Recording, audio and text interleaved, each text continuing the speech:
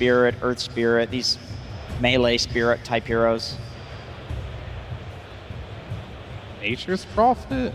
Does Huskar counter Nature? No, I mean... Oh, you're just... He's ignoring Huskar's that. banned, so we're moving on. Yeah, GAIMIN thought they could pick the Nature's Prophet, Queen so of they Pain, banned it do out. they need more damage from Queen of Pain?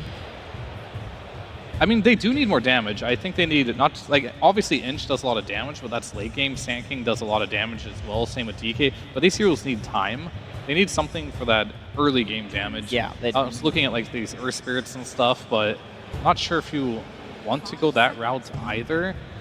So you feel right now with the other 3 heroes showing for Tundra, they're not able to make this game go late enough for the Dragon Knight to really come online to have that impact. This is what the mid is going to have to be. You go for those pickoffs and you try and make sure they can't make movements on the side of GAIMIN Gladiators. Yeah, some sort of active hero. I was thinking Rubik, but there's terrible spells to steal in this game, so probably not. I don't know, from his hero pool, it looks like Earth Spirit looks likely. Or something new for Thompson, because everything else is banned. Like the Puck and Nature's Prophet were the ones that made the most sense going into this last pick here. They get removed. Last time we said a hero was likely, we then decided that it was unlikely because it's Thompson. Does that mean we go back around and we say that it is going to be Earth Spirit? I think you try not get in the minds of Thompson and you just say what's good. Earth Spirit's very good here. Okay. I like Earth Spirit. Yeah, I mean, Batrider also, they're banning like the mid-melee owners. What is it about Earth Spirit that you like? Everything else is banned, like the Invoker, the Sniper, the Puck, I'll the give you Nature's one now. Prophet. He's a cheap hero. They don't have a lot of budget now. Yeah. They need something that They spent all their budget. Yeah, they did. What do you reckon is the average budget a lineup can have here, Winter? You like to calculate the numbers a lot. I mean, there's no specific number. Okay. It's just a based on my feel. Sand King's going to be farming Ancients. DK wants to farm Ancients. DK wants to farm Lane Creeps. Sand King wants to farm Lane Creeps. So you kind of need a hero that is going to pick up the scraps, you know? One item and he's able to do so much. That's what he needs. All right, Sand King mid. We didn't really think they would do that because like, oh, they have Ramsey's hero, but Ramsey's like, I have another hero too that's still in the pool, and the Mars, so they're going to put the Sand King mid. This is kind of a better version of Earth Spirit, the Sand King, I want to say. They both do a lot of AoE damage, but we kind of thought that Ramses would be playing this offlane position, but he's not, so now you're in a position where you see the Sand King mid, and you probably want to punish it, and I feel like there's some decent options left if you want to pick their ranged heroes that can just click the Sand King, but I don't know if you can truly beat this hero in lane. I've thought before, like, yeah, you can beat it with some ranged heroes, but it seems like he always seems to get his farm. Can you just go for something that's really good in game? Maybe a Timber can speed up the game. Like you play really fast, you're really good with against their heroes. They have I don't know if you win the lane though, like, because if you just I don't think you care about the lane. Just care about what's good for the game, though. For melee strength heroes that you're playing as an Enchantress that you can't attack, but you do pure damage and kill her through her healing. I actually really like the Timber. I'm not sold on it, but it on paper looks good. And they're going to go with the hero that just makes it so... Okay, this actually makes sense against the Sand King. And this is one of the few heroes that probably can push him off. Because what happens is Sand King has to right-click the wave, get up close, and just do his caustic stuff. But Viper's not going to allow that. And on top of it, you're going to get your corrosive skin, which is going to keep proccing on the Sand King indefinitely because you can't really control it. But then the Sandstorm, they really want to crush this mid lane and make sure Thompson can't get active. It's pretty fast. I think this is definitely punishing for sure. It's on the same routes of the Timbersaw, where you're just going to like crush the lane, and you have that massive amount of magic damage to deal with these tanky cores. Yeah, you have the break against the DK, which is always nice as well in the game. But for Tundra, I feel like they have like a double off-lane lineup to kind of slow the game down for this DK, and they are going to be really counting on that to work. They're going to have to also deal with the pressure from the Chen. I imagine the Chen is going to move to the mid lane very early with the SD. You want to just punish the Sand King, take his tower, and Tundra have to be ready for that. I really like this last pick from GAIMIN. It is basically the Timbersaw that we were asking for in terms of it's a melee strength owner, but it is better than the Timber because it will actually do very well against the Sand King lane for the reasons that you guys listed. And if they're making space for a DK to farm with these two offlaner type heroes, DK gets broken by Viper as well. So it also solves the win condition of Tundra. I think GAIMIN found a very good last pick here with this Viper. Well, look, luckily we're ending on a positive note for GAIMIN Gladiators because we're heading on down to the stage with Slacks and their coach, CY. Ladies and gentlemen, hello Copenhagen! I better see why. Your Danish heroes here today. The last out there, my friends, and we're gonna talk. Oh my goodness, you dropped something before you went in the booth. Did you need this? Oh no, here, put it with your papers, my friend. You forgot that. You want to talk about that? Was that on purpose, or? No, that was my mistake. Like, I don't know if I'm gonna be here after TI anymore. We'll see. Okay, come on. Seriously, you gave him Sand King first pick. Is this okay? Are you prepared? Do you feel like your draft will handle this? I think it's okay. Like, there's a lot of strong heroes right now. You gotta prioritize a bit, and it's not like you cannot beat some heroes. You just gotta play well and get some good stuff against it, and then you'll be fine. Well, it's been an incredible journey for you so far. It's quite a scary team to be going up against. What are the confidence levels? Are you kind of happy that you're facing off against Tundra? Do you think that you know these guys very well? Because you have so much experience with this team.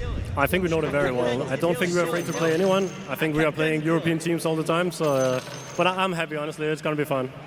Fantastic. All right. And guys, I got to let you give it up for your local representation. Just one word here to the fans. Anything to say before we get into this game, my friend? Have your moment. Thank you. Thank you indeed. All right, well, let's get into that series. Let's check out that game, and let's start the action with our casters. It's early in the morning here in Copenhagen, but I see a stadium filled all the way to the top with die-hard Dota fans. To kick off the last day of TI, Copenhagen, are you ready? Bullshit! It's been a long journey for us to be here in this arena. It's taken 13 years of internationals for TI to come back where it all started. 2 decades of this game's history leading to us being in this moment right here, right now. So I ask you again, Royal Arena, are you with me? That's what I'm talking about. Let's get this game started, and let's get the last day of the International going with GAIMIN Gladiators versus Tundra. Couldn't ask for a better setting, and you might not be able to ask for 2 better teams outside of that final boss awaiting the victor here in Team Liquid. Watching on as some of their nemesis for the year are going to duke it out in this lower bracket final. And all eyes are perhaps on this man here, the crowd favorite Thompson, in a very difficult matchup, a melee hero versus the Quinn Viper. Let me tell you something, Austin. I'm a little familiar with Quinn, and I'm a little familiar with his hero pool. You give this man Viper, he just starts to foam at the mouth, because all of a sudden that lane just becomes completely in his control, and he is very experienced in lane domination, perhaps the best mid laner in the world in terms of mechanics, and this is a very one-sided affair. It is not a question of what can Thompson do here, it is a question of how much Quinn takes advantage of the matchup. It's going to be a tough one. We saw what Malrine was trying to do yesterday with the Monkey versus the Viper, just roam around the map, look for some moves, dodge this lane as much as possible. Could be a similar story here. The one upside is at least you can build some stacks for the Sand King and go into that jungle with a bit more efficiency. Now, you say you know Quinn, you got some history there, but I believe you also have some history with the man across from him in Thompson, and I believe Quinn also knows Thompson pretty damn well, as they've had a few matchups and a few TIs before. And you said that this man is just a force to be reckoned with on the main stage, at International specifically. I mean, I can speak for it, but I think every player who's gone up against Thompson and had their TI dreams shattered will also speak for it. In some ways, this man is the Grim Reaper of this stage. He is the last opponent you want to face. I can tell you that from personal experience. It is going to be a very tough match for GAIMIN, particularly since they fell down here, right? This is a team that's used to kind of, once they figure out the meta, they own the tournament from there. And this has been a big misstep for them against a foe they're very familiar with in Liquid. So I think Tundra have the momentum going into this match. They're feeling very confident off of a strong win yesterday, and perhaps that fear and that momentum is exactly what GAIMIN Gladiators are trying to address so early on, shutting down the mid lane, but it's the off lane that is in trouble, where Tundra find first blood on Tofu. Really nice setup here from the Enchantress. Pure will get the last hit, exactly what you want, but it is not often you get that first blood on a safe lane Dragon Knight. Tundra supports striking first and striking early here. And they managed to get a hard camp pull off of that as well, so that's going to pull that creep equilibrium all the way back to the tower. Tundra putting themselves in just the driver's seat in this safe lane. headed to success. Check out that other safe lane, perhaps GAIMIN Gladiators, see if things are going a bit better there. It's the Durachio Wind Ranger up against the Ramses Mars. I mean, Ramses been killing it with this hero so far. I got it last, too. Yeah, I'm a little bit surprised he got in such a good position, right? That's the Sand King bait. The flex potential coming through. We're already seeing Thompson go to that jungle. He is definitely suffering on that mid lane. Early Satyr creep on this bottom. Going to be a very nice creep. Burn out the mana from the 2 melees. Give you extra mana regen for the Wind Ranger with a very strong early nuke. This is going to be a tough lane for Ramses, but we've seen him get out of a lot of these. In fact, CS-wise, he's doing perfectly fine here. Yeah, he's killing it. So many denies. 16-6. Durachio only 13-1, so Ramses definitely getting the better of this engagement so far, despite the harassment. The harassment, though, does continue in the mid lane, where Thompson has to burrow strike away from Quinn just to try and stay alive. He is getting ruined right now. Almost a full level up on him is Quinn. But this is the way the matchup's supposed to go, right? And he's just going to have to look for recovery elsewhere. Nice little Centaur rotation. Okay. Maybe deny a water rune? That's exactly what happens. Yeah, so that is big. These are the little things you want to do to skew this matchup. And I was about to say, yeah, a lot of this lane is Sand King versus Viper, but what this game will come down to in terms of this mid lane potential is the support rotations. How much does each team utilize the advantage that Quinn's created here? Oh, this is so cool. Look at Whitemon. This is so valuable for Thompson. Uses the enchant on the Centaur to get some good harassment. They're even going to try and go for the kill with the last second. Centaur stunned. No way! King manages to get the kill on the Viper, all thanks to this beautiful support player. And Whitemon, who does die, probably microing that Centaur. Bit of focus on there. Does lose some of the focus on the safe lane. It gets caught for it. I mean, that is still Omega worth it here. That is just insane micro play from Whitemon. Completely turning this mid lane against Quinn. Not a kill that should have happened and not one Quinn expected at all. And now, if you're GAIMIN Gladiators, you got to be kind of, oh, we picked a Viper against the Sand King to win the lane matchup. And look at the CS. Yeah. 3 behind, and he had that kill. And now, even if the Sand King rotates around the map or goes jungle, the damage is done, right? You alleviated a lot of that early game pressure. Thompson, he's just going to linger up top, look for a quick support pickoff. The Ghost will add some extra slow. Tofu. Once more, the creeps. He's done. He is done. Dude, Whitemon is owning this early game. No way around it. He's already level 4. This is before the Wisdom Rune comes out. This is an Enchantress dream right now. And Viper is a very susceptible hero to the early roam, especially if you can combine both supports here for Tundra. There's a lot of potential on the map right now. You have a gate rotation available. You have a purge for the Wind Ranger and the Enchantress. Very interested to see what Whitemon can do from here, because I mean, this is every 5 player's dream. A start like this on a very capable roamer, a hero that can affect every lane in the early game. Take your pick right now. Battle for the Lotus is here. Let's see who clicks it first. It is Ace this time around. A second Lotus is added to his inventory. I think the crazy thing is that this Sand King now doesn't have to really lane at all, right? I mean, he's so proficient at being able to jungle. He could just play to these neutrals. They're going to let Saksa take the experience on mid. Maybe he dies for it every once in a while, but he's going to get some levels, and his Sand King is free farming. In the meanwhile, has to snowball to dodge some of the damage here, but he will be pulled back into his doom as GAIMIN Gladiators will punish the support left solo in mid. But the punish on the other side is Tundra going for Ace here. All those Lotuses, though, triple bracers, a hard kill to be able to get in. Thompson has overextended himself, and Quinn puts him in the dirt. Triple bracer chainmail plus a healing Lotus. That is not an easy target to bring down. They just don't have the early damage. And that was a very important rotation mid for GAIMIN here. You want to snowball the Viper. Quinn is still dominating the lane. He's still decently ahead. Those rotations just add that snowball effect and give a lot of experience toward this Chen as the Wisdom Rune. Oh, the spear doesn't come out in time, and it misses. So Tofu manages to nab away the Wisdom Rune, and he might even get the kill on Ramses. Lobs out that blood grenade. A poison trying to latch, doesn't find its mark, and Tofu will be unable to get that kill, and perhaps is going to die here as Saksa is going to try and keep up with him. Tofu, is he going to go for the Ancient Deny? Dodges the spear, goes back to the Ancient. Wasting so much time. Trying to break some ankles. He will get brought down by the God's Rebuke, but as you said, more and more time, more attention from Tundra forced to their side of the map. And we have seen these 7-minute Wisdom Rune steals just win games. Like this is a huge swing in the experience department, especially for a support duo that was having a pretty good early game between this Enchantress Tusk. Now they're going to fall a bit behind in terms of those early levels. Level 5 for Celery already. The counterpart here in the Chen to the Enchantress. See if Celery can make some of these early rotations work. He likes to go into this top lane, kick the enemy carry out, pressure this tower. If he has the levels and the creeps to do it, he's in a decent position to make that kind of move right now. In fact, secures a power rune for Quinn. This is a deadly power rune at this point in the game. Ooh, yeah. This is a kill into a tower if you give him the opening. This amp damage is just going to rip through an objective.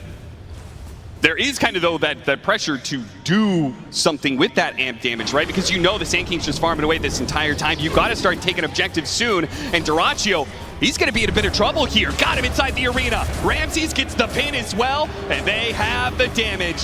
Thanks to Whitemon, again, showing up at the right place at the right time, hits the enchant to get rid of the win run.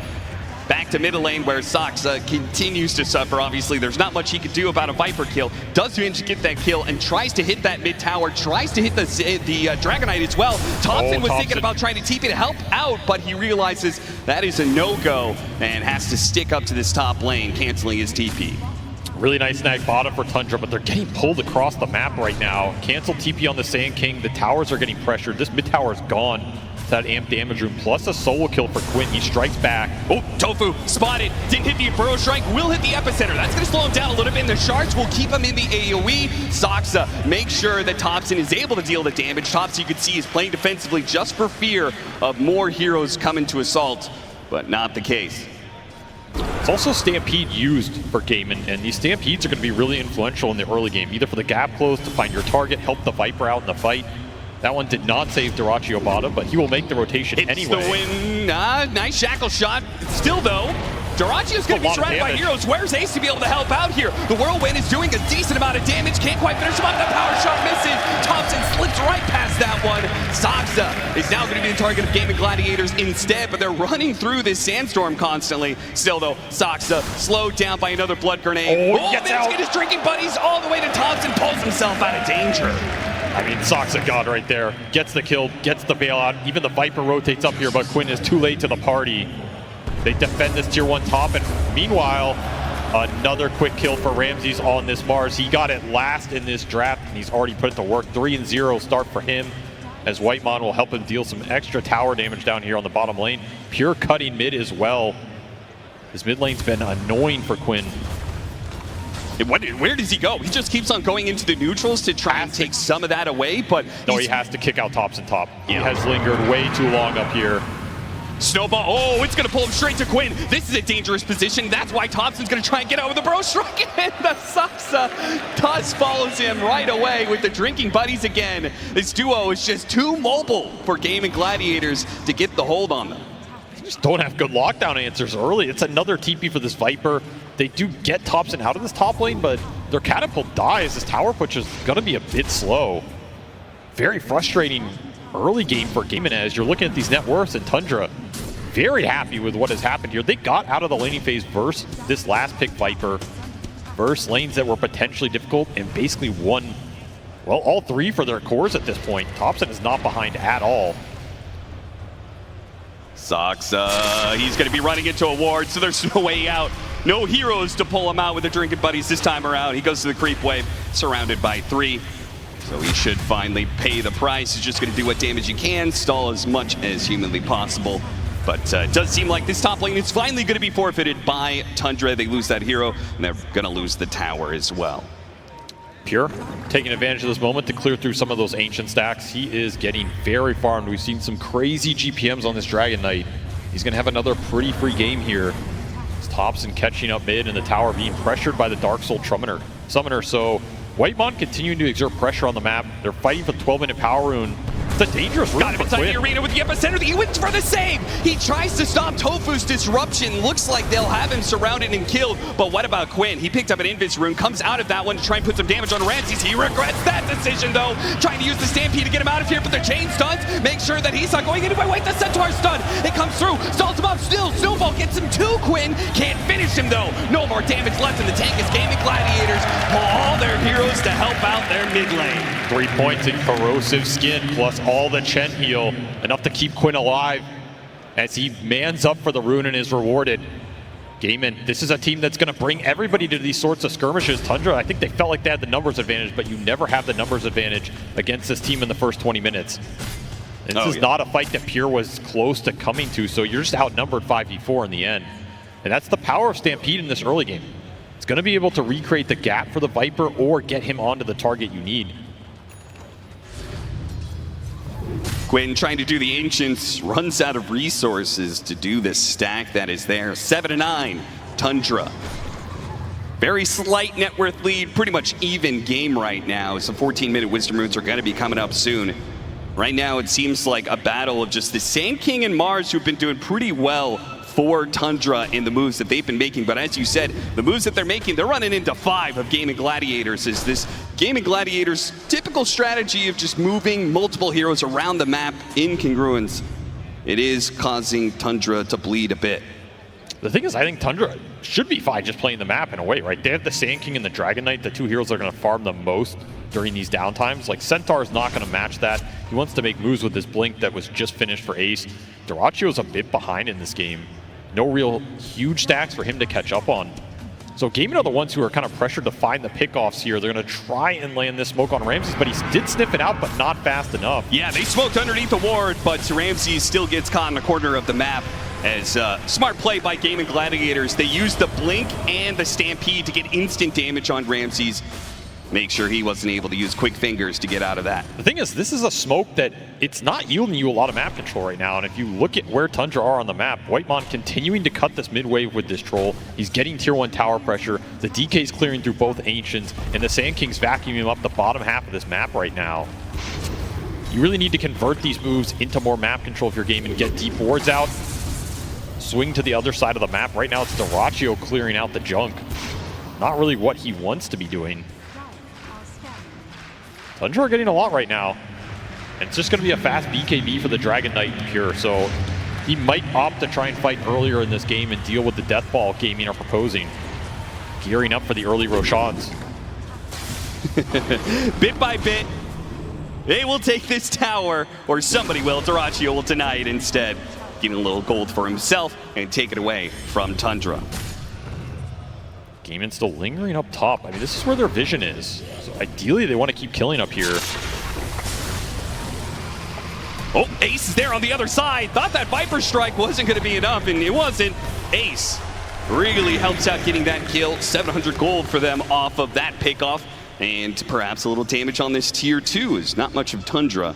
He's going to deal with this. Ramses, he's playing deep on the other side of the map. Going to be cutting waves and everything. It seems like Tundra are trying to avoid fights right now. Yep. Do you feel like they are good to scale late game? Because we have seen this matchup a couple times in this tournament, specifically with Liquid, right? The Wind Ranger versus the Dragon Knight, and we've seen this item build that makes the matchup very different. The Revenant's Brooch, they would pick up like 3rd item. Do you think that changes the matchup of Wind Ranger versus Dragon Knight enough that it goes to favor GAIMIN Gladiators? I think it changes it a decent degree. In theory, Tundra have an okay lineup versus the Wind Ranger, right? You have Tusk and Chu are both solid supports at dealing with her. You have a Dragon Knight who is, in theory, a good core-on-core matchup. The Mars can do a lot versus Hero as well. If you survive the Whirlwind here, I think you win the fight as Tundra, because a lot of the damage just disappears, and your cores are going to win that long duration. But this Wind Ranger is not really a normal carry. You know, let's be honest. This hero has a spell that just procs everything on every hero. It's been rare that you have that type of mechanic in Dota 2, and the only other one I really can think of long-term is the Medusa talent, which was not really built into the hero early on. Yeah. It just does so much damage that I think you could always win late game with Wind Ranger in 5 or 6 slots, as long as you get a good opening into the fight. So Tundra really need to be careful about how they take the initiations and who they go on. Particularly this Viper, right? Like, are you bold enough to jump the Viper first in this game with the amount of backup he has in a Disruption, in a Chen heal, in a Stampede, and then give a good opening to Dyrachyo to come into that fight after you commit onto the Viper? That, I think, could be the most dangerous way to take the fight if you are Tundra. Yeah, that's a good point. It seems like GAIMIN Gladiators are going to be presenting kind of this wall. You don't want to go on the Viper, you don't want to go on the Centaur. You got to get to the back line. Tundra do have the heroes to jump past those tanky heroes with a Mars, with a Sand King. Both are going to be getting Blink Dagger, and even the Dragon Knight, I assume, at some point is probably going to be rocking a bit of mobility. So just a question of whether or not they can get around these big tanky frontliners and into the back line, catch that Shadow Demon like they did in the top river, go for that Chen and stop that heal that comes out. GAIMIN, though, they found a decent amount in this period, particularly for Celery. This Chen is starting to gear up. You're going to have some nice aura timing between the Chen and the Centaur, which is what GAIMIN are looking for here, as he will match the Dark Soul Trumpeter pressure on the map. Tundra making a smoke of their own, looking triangle. Only Tofu here. See some stacks that are happening. They know where the support is going off of those neutrals running that direction. And they'll get Tofu in the process. The arena makes sure that there is no escape. With a Dragon Form, they can maybe take some of these neutrals as well. Not a huge stack, just a double, but still worth to take away from GAIMIN Gladiators. There's still a Wisdom Rune sitting here too, but it did not get scouted. Tundra do not know it's there.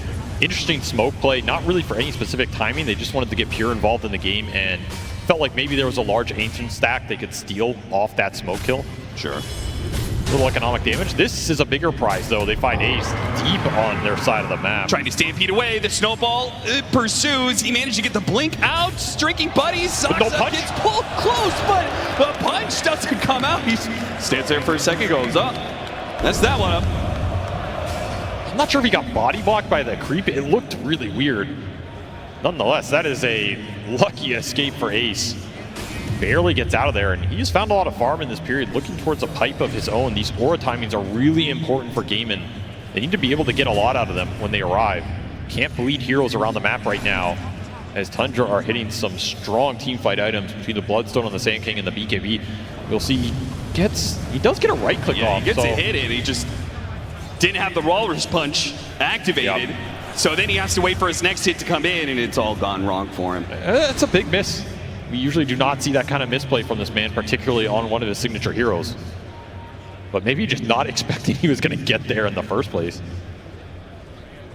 Still dead even, not much action happening the last 5 minutes when it comes to kills. There's been these movements, but not really finding purchase. GAIMIN Gladiators and Tundra seem to be circling around each other, but it seems like this even game is favoring Tundra by a healthy amount at that. Yeah, they're just going to farm more of the map during these downtimes. Like, GAIMIN need to group up and get an advantage.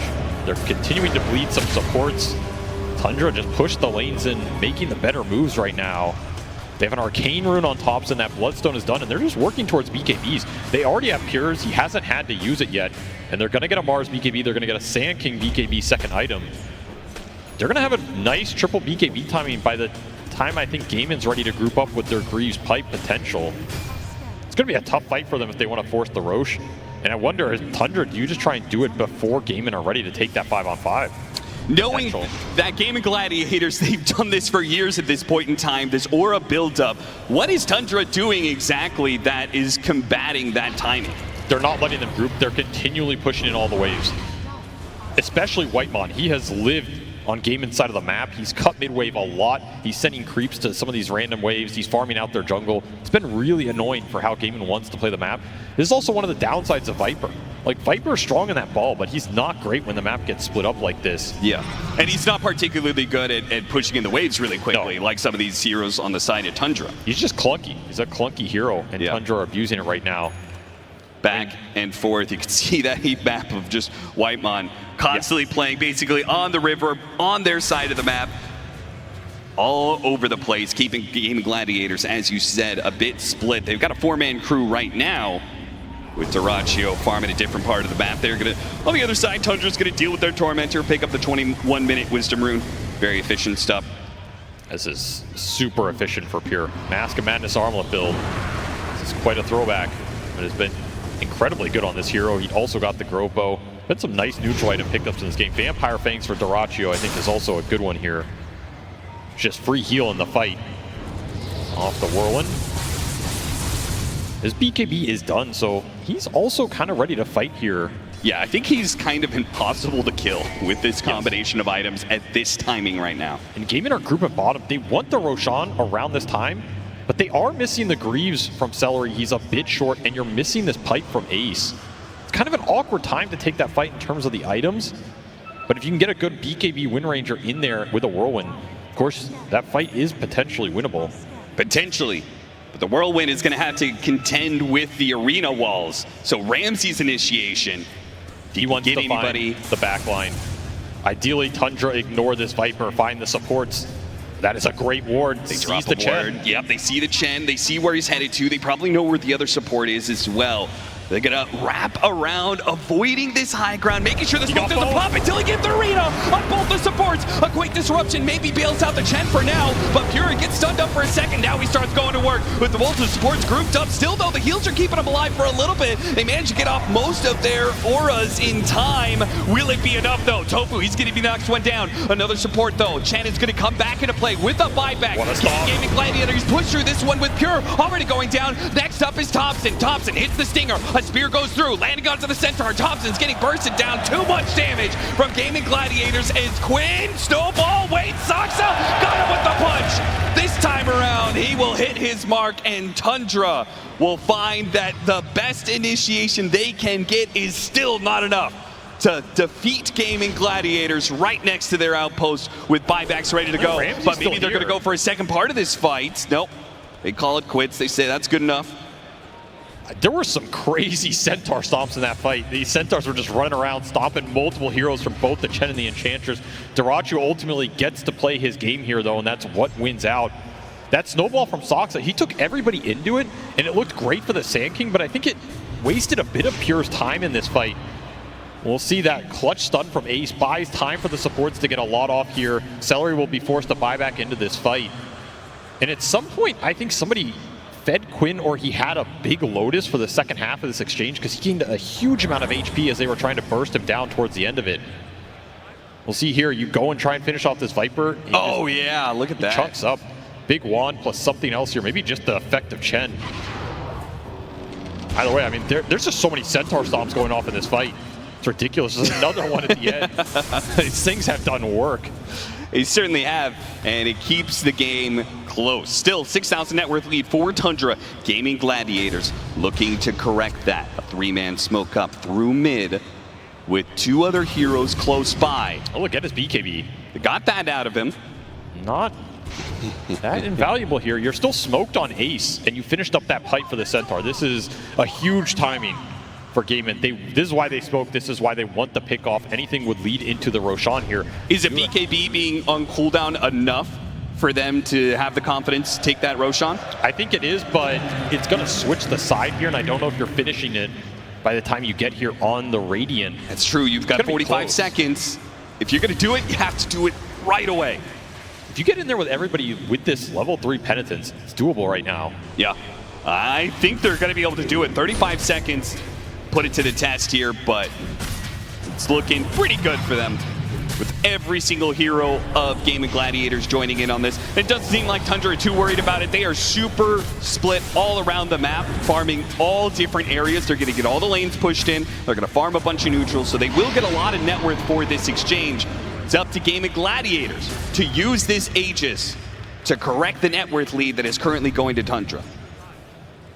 I will say damage buffs have been nice in this meta, but I mean, who needs Solar Flare when you have your own personal summon Solar Flare? That's true. With 80 skeletons in the fight. The Skelly boys giving GAIMIN Gladiators just that extra bit of oomph, and they're going to need it. Until Thompson clears them all and gets an extra 100 gold. That's true.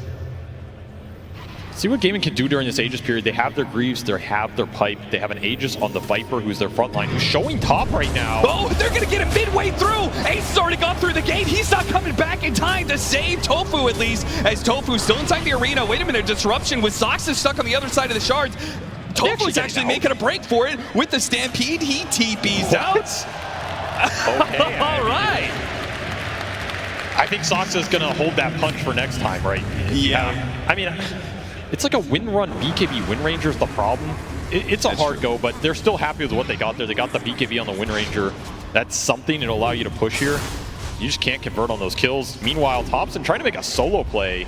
Yeah, very interesting knowing that since the BKB's on cooldown, maybe he could get a solo kill. But either way, it's Tundra being aggressive into an Aegis, which is quite the call. Thompson, he's going to go for BKB Bloodstone, see if he can stay alive against all five, but there is way too much. Thompson, you have overestimated yourself, and now maybe you pulled Pure into a position he doesn't quite want to be. The rest of his team is cutting in from behind. Ramsey's made the call, though, to cut the wave. See if that will stop this tier 2 from going down. And it just might. No, they kept the catapults alive, so the push will endure. They Greavesed it, keep it alive here. Still have this Aegis on the Viper. That means you want to go, you want to force the action. They're going to go high ground. They have a huge amount of rally boost from these summoners right now. Really helps the damage output. No, the Solar Crest! Wait, the Alpha Wolf, they got the Siege Wagon! The wave has been cut. A glyph is going to be reactivated here. That stops GAIMIN Gladiators' push. They can no longer barrel down mid. Even with this kind of net worth lead, TUNDRA still have to pull out all the stops to stop the GAIMIN Gladiators snowball that is time and time again kick teams out of tournaments. GAIMIN have found a lot of net worth during this period, particularly for Quinn. Like, this Viper is starting to scale. He got Enchanted Quiver as well. He's going to be a beast in the fight. We saw how much Thompson was doing on his own. He's not really doing a lot of damage into this lineup with the pipe plus the extra magic resist right now. And that's why GAIMIN, they want to strike. They want to strike hard when they know their ball is stronger. Boys are back in town. The Skelly boys just keep on growing, and they are going to hit a different part of the town here, the top lane instead. This time, the wave is not getting cut. So there's another one coming in. TUNDRA are going to have to go for a high ground defense. 2 minutes left on the Aegis. Even has a small Hellbearer, which I actually kind of like, because you just send this thing in the fight and it dies to a bunch of the AoE damage. Yeah. You get a huge damage boost off the death throw. It's not a common ability, but I could see it being really good here for the Viper. Yeah, 120 attack speed for joke. 5 seconds. That is no joke at all. Just give a moon shard to everybody. Do TUNDRA want to jump Quinn?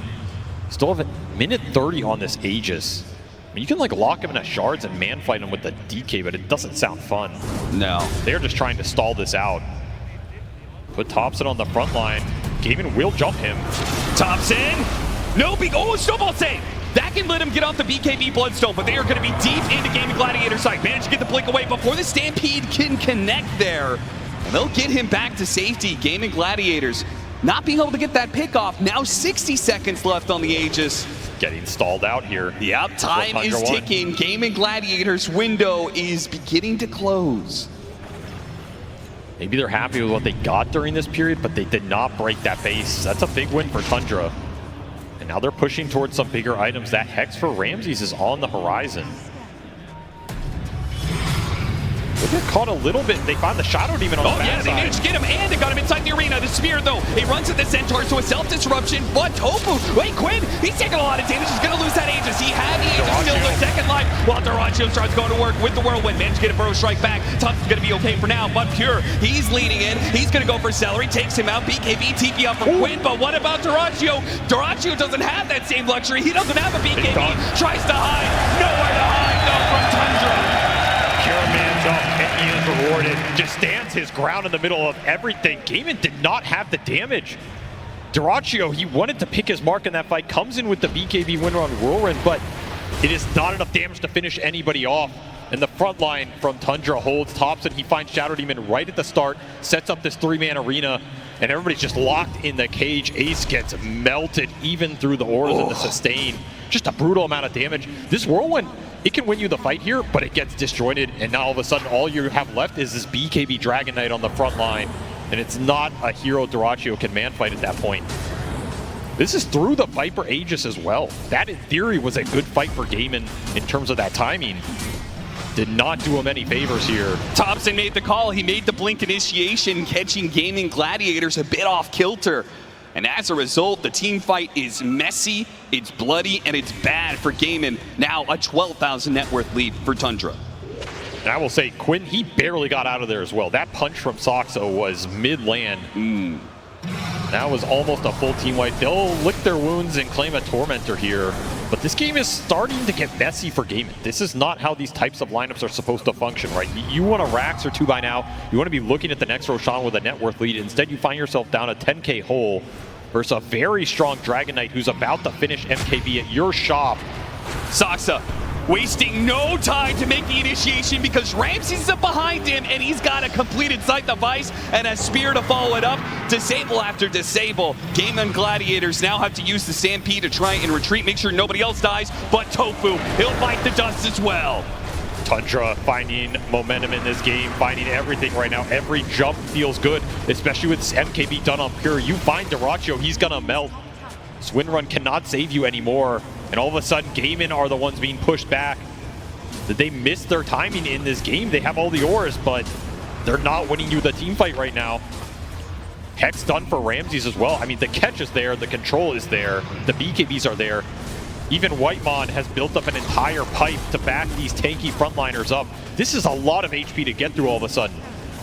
You have 4 strength heroes on the front line, all with 3,000 plus HP with a pipe behind them. Effectively, it's so much EHP to get through. Yeah, normally it's something that we would say about GAIMIN Gladiators lineup. Oh, look at all these auras, look at the pipe, look at the Greaves. It's too much for any team to be able to bite through, but Tundra hitting this later timing, 32 minutes, triple BKBs, triple strength heroes. Now it's GAIMIN Gladiators, the ones who are running out of damage and struggling to deal with Tundra. As a result, they lose a lane of barracks. A second one gets damaged a bit, but Tundra not trying to take a team fight on GAIMIN Gladiators. High ground will retreat and await the Roshan timing, which is coming up very soon. They are not pressured right now. Feels like they are scaling way better. The next set of items coming up for GAIMIN are, they feel all defensive too. Linken's for the Viper, Satanic for the Wind Ranger, Crimson for Ace. Not a lot of damage increase. You just finished the Shivas on the Sand King, the pipe for the Ench. This DK is going to get something built out of this Reaver. I worry about how you bring these heroes down right now. And it feels like a lot of the initiations have just been Ramses finding his mark. Yep. 4-1-9 on this Mars. He's played a near perfect game. And he's had a fantastic tournament on this hero. The switch up that Tundra did, right? Presenting the Sand King, as you said in the draft, and then swerving, so it's a mid Sand King. They get a different off laner. It has worked out beautifully. They managed to salvage out that mid lane thanks to Whitemon's moves early, and now Ramses is delivering on the off lane Mars. These arenas, if you catch the supports +1, you're very happy with that, and you're probably winning the fight. He has found a lot of these times. Do finish up the Daedalus on Dyrachyo, different from last fight, so that's going to be his big damage item in this game. This Whirlwind really has to do some work. You got to find at least 1 or 2 big targets during this interval. And I mean, if Tundra really want to play this game safe, they could play for buybacks, but I mean, it's Tundra, so they're going to buy out here. Satanic for pure. 4k HP on this DK right now. Yeah, who needs a second life when Satanic really is its own second life, right? I mean, it's not like he's going to get bursted down before he could activate it. He's got way too much effective HP. And a snowball save behind him. Yeah. It really comes down to it. So Tundra very confident right now. They have a wave in GAIMIN's base. They don't see anybody on it, so they know GAIMIN are around this pit. There's a creep in the pit as well. They're not going to show on it. Once again, Tundra are trying to set the tempo. They're the ones trying to start the fight with this smoke. They found a couple of heroes, not who they want. They don't want the Centaur, Ramses they don't want the Viper, they want the backline, but this time Ramses finds himself jumped on. It stops the snowball save from Saksa and kills Ramses. Thompson. He's gonna fly back and try and come back in. Thompson! Thompson! A burrow strike from hell goes underground, and he just rips GAIMIN Gladiators all the way down to the pit itself. A spear to finish him off, and that is a team wipe. And it only cost you a Mars buyback off of what was probably the best stun Ace could ever find in this game. Preventing the save, finding the Tusk, and absolutely none of it made a damn difference. As Thompson says, just leave them to me, boys, and I will clean it up. Pure with the cleaves coming through, he is invincible. The clock in this game has run out for GAIMIN. This push did not come to fruition, and Ramses, he's in cleanup mode. Ramses perhaps trying a little bit too hard there, goes for something that they don't want to jump on. It's the Viper. They got plenty of buybacks out of GAIMIN Gladiators. They got all of them. That's good enough. And now they can back up to do the original objective of Roshan. I mean, who even takes this Aegis? You're getting slaughtered at this point. Your heroes feel invincible. Give it to Ramses. Reward him for the buyback. GAIMIN falling short in this game 1, especially in these team fights. They just don't have enough sustain to match what Tundra Valve. Here comes that epicenter. Thompson, he pumped it a couple times to get the perfect timing. The cleave coming through as well from the DK with a Nemesis curse. Just see you later. What a jump from Thompson, and Pure is able to deliver the damage off of any kind of stuns, either Ramses or Thompson. Pure says, no, there's no chance. You got nothing, Gaming Gladiators, and it really does look that way. With a 23,000 net worth lead and a lineup that was designed to take the base early, it does feel like Gaming Gladiators may not have much more in the tank, much more left for them to be able to play for, but they are a world-class team, and they have been in these situations before. So Tundra do need to be careful when they encroach upon Gaming Gladiators territory. And they did give this Aegis to Pure, so at least there's some idea this Dragon Knight is in theory mortal. He wants the second life to siege the base. I mean, if you're Gaming Gladiators, is it possible for you to leave the Dragon Knight for last, or does he just do too much damage? That may not be a question that they are ever able to get to themselves with Duraccio gone in a second. Does have buy.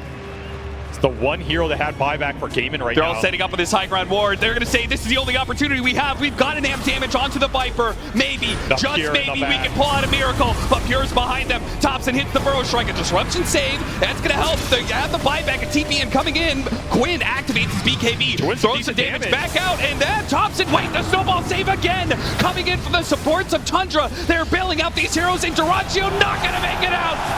The Death Reaper comes in with a sharp scythe and a wicked intent. Thompson, he'll join them along in death, but he's done what he needed to do. He has killed Gaming Gladiators, killed their chance at this game one, taken out their buybacks, taken out their diebacks, and they are out of this game one. No contest. The crowd favorite puts on a show in this first game, from a very rough lane, getting bailed out from that Whitemon Enchantress to just dominating these team fights.